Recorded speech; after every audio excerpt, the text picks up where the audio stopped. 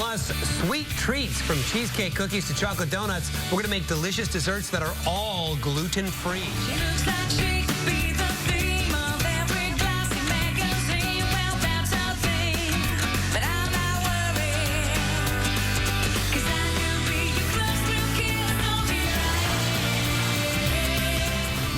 On Better. If you've got a sweet tooth, you're going to love this. Cheesecake, cookies, glazed chocolate donuts, biscuits.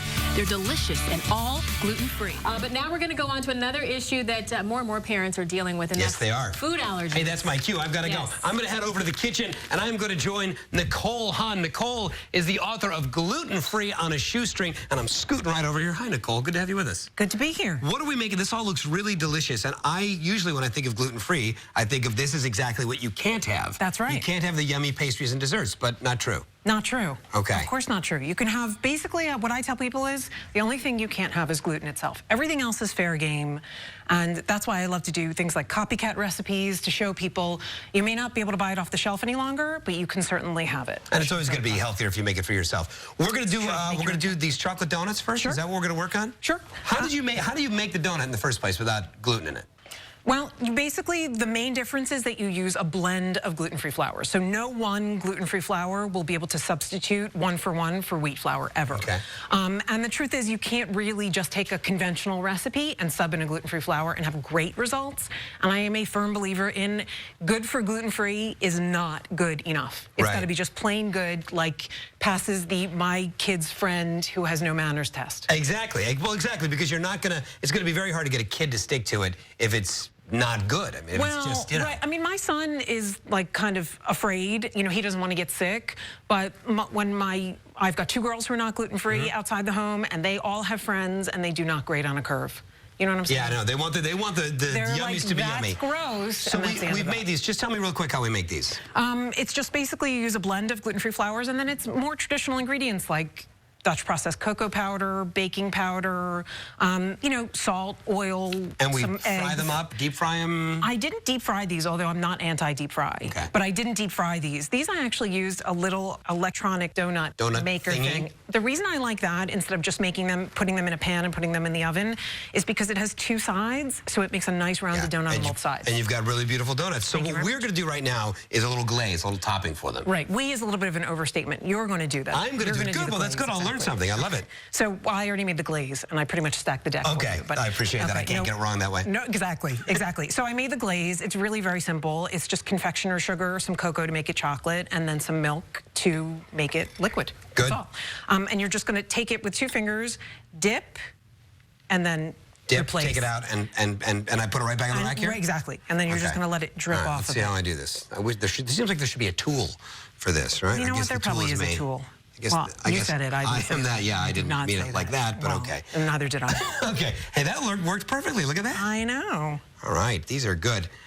And these are, I'm dripping chocolate on the table there, but these are donuts that anybody can eat and enjoy. Do you have a theory on why celiac and gluten-free is so much more prevalent now than it was when we were kids? You know, there's actually, I don't personally have a theory, but there's a lot of people think that it's because they modified wheat. Right. There is a higher incidence of it. It's not just, they don't think that it's just more diagnosis of already existing disease, because most people with celiac disease are undiagnosed. But they do actually think that there's a higher prevalence of it, and they're trying to figure out why. And there was actually just an article in the paper over the weekend about why they think that it's actually happening, and it can't be explained just by the modification of wheat. So there are other theories for why it might be. Well, whatever the reason is, we can have delicious chocolate donuts, and they can be gluten-free. We're going to take a quick break. When we come back, Nicole's going to show us more gluten-free desserts. We're going to do those, the cheesecake cookies, right? Yes, we are. Oh, that sounds good. I got to get the chocolate off my hands. Wait, I know how.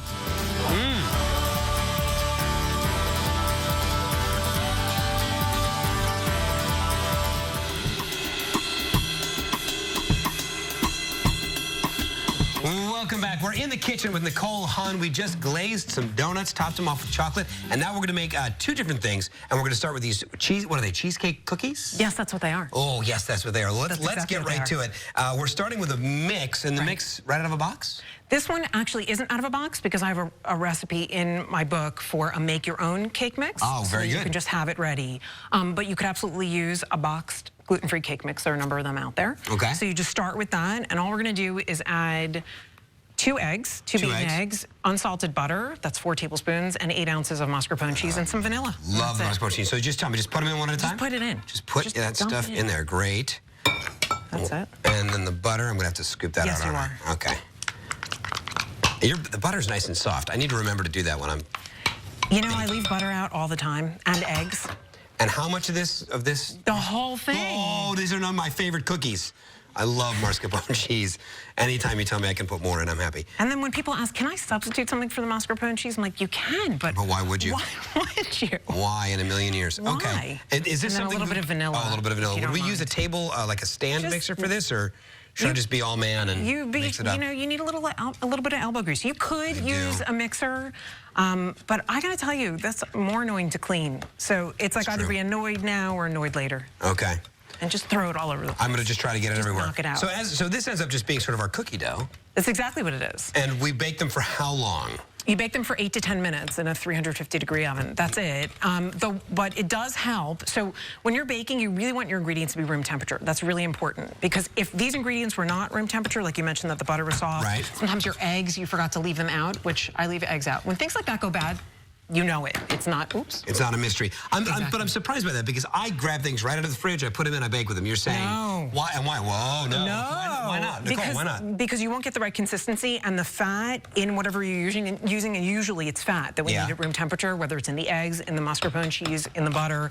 We really need the fat to be at room temperature so that it absorbs into the rest of the ingredients. Have you ever done this? Have you ever had some ingredients at room temperature and then maybe add one ingredient that isn't and everything clumps up? Yes. It's because the fat, I'm sorry. There we go. No, you are schooling me, which is what you're here for. You knocked that right out of the park. Good job. All right, so then you've got your little melon baller thing here, right? Is this what we... That's not a melon baller. What is this? It's an ice cream scoop. Okay, well, all right. You know why a melon baller is really annoying? Because it doesn't have a spring-loaded thing to get it out. Ah, very good. So am I scooping with this? Yes, you are. That tells me my size, eh? And then, boom. I'm not going to touch that one. Okay, there we go. And these bake, I'm sorry, you told me this already. 350 for how long? 8 to 10 minutes. 8 to 10 minutes. Yep. I am not the best cookie sheet organizer, as you can see. There's no judgment here. I appreciate that very much. There really isn't. And they do spread a little bit. And we end up with these. Yes, we do. Let's talk a little bit about, I thought these were scones, but these are drop biscuits? They're drop biscuits. So usually I love making pastry. I love making puff pastry, all of those things. And people love the idea of puff pastry. They love it, right? The layers, the flakiness, and everything. But it takes a lot of time. There's a lot of doing and then refrigerating and then doing and then refrigerating. And not everybody spends all day in the kitchen like I do. You know what I'm talking about? So if you want to make biscuits, if you ever see biscuits with nice layers, lots of layers, that's like basically making puff pastry in a biscuit. Okay. So not everybody has time for that. This is a quick and easy book. Love it. You know what I'm talking about? Yes, exactly. We got to move on. So these are drop biscuits. They're a little bit more wet than other more traditional biscuits that you would pat into a round and then cut out circles. These are the dry ingredients, just real basic dry ingredients. Baking powder, salt, and a general all-purpose gluten-free flour. Right, exactly. They're not all created equal, but this is a good one. And then this is just a cup of cold milk. This is different. Pastry is different. This is the time it can be cold. Pastry is different. Well, you're warm, but you want your ingredients to be cold. Exactly.